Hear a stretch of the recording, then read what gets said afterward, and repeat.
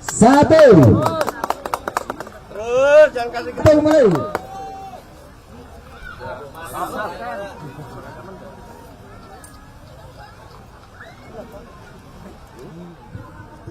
Tiga,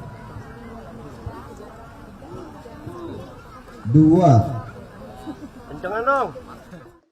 6 masalah pemungutan suara. Kalau tadi masalah pemungutan suara, sekarang 6 masalah penghitungan suara. Terdapat 11.233 TPS. Adanya sirekap yang tidak dapat diakses oleh pengawas pemilu, saksi dan atau masyarakat.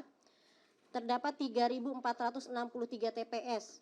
Melakukan penghitungan suara dimulai sebelum waktu pemungutan suara selesai di pukul 1 waktu Indonesia bagian Barat. Terdapat 2.162 TPS. Adanya ketidaksesuaian jumlah hasil penghitungan surat suara yang sah dan surat suara yang tidak sah dengan jumlah pemilih yang menggunakan hak pilih. Terdapat 1.895 TPS yang didapati pengawas TPS tidak diberikan model C hasil salinan. Terdapat 1.888 TPS, saksi, pengawas TPS, dan warga masyarakat tidak dapat menyaksikan proses penghitungan suara secara jelas.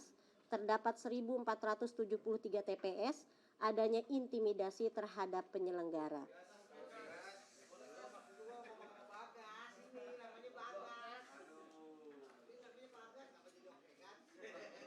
Pengawasan sebagai berikut.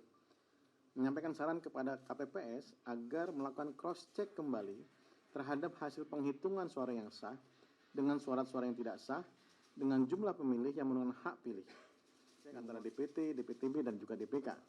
Hasil cross-check kemudian menjadi bahan perbaikan kepada KPPS melakukan pembetulan sebelum batas penghitungan suara selesai dilaksanakan. Dan memastikan sirekap tidak dapat diakses oleh pengawas pemilu dan atau masyarakat.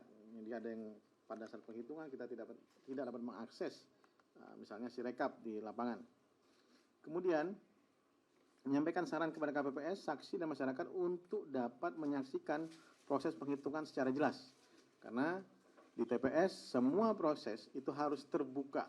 Tidak ada kemudian dengan alasan gelap kemudian tidak bisa terpantau, tidak bisa terlihat surat suara yang sudah tercoblos atau tidak. Kenapa demikian?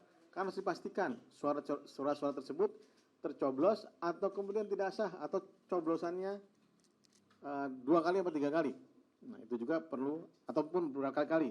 Ada juga yang menarik sampai ada yang melubangi misalnya melubangi surat suara. Ini sah atau tidak? Kenapa? Ini biar dipastikan nanti hasilnya seperti apa. Berkoordinasi dengan berbagai pihak untuk dapat mematuhi aturan khususnya bebas intimidasi kepada penyelenggara. Ini bukan hanya terhadap pengawas, tapi juga terhadap KPPS. Jadi kami berkoordinasi dengan teman-teman kepolisian dan pihak keamanan agar teman-teman KPPS, teman-teman pengawas TPS itu dilindungi oleh aparat keamanan. Saat ini jajaran pengawas pemilu juga melakukan penelitian dan pemeriksaan terhadap potensi pemungutan suara ulang dan penghitungan suara ulang dan juga mungkin lanjutan, pemungutan dan penghitungan suara lanjutan dan susulan. Bagi KPPS yang telah selesai melakukan penghitungan suara, jajaran pengawas juga mulai melakukan pengawasan penyerahan kotak suara. Ini juga masa-masa yang paling kritis ya, dari KPPS ke PPS pada hari yang sama.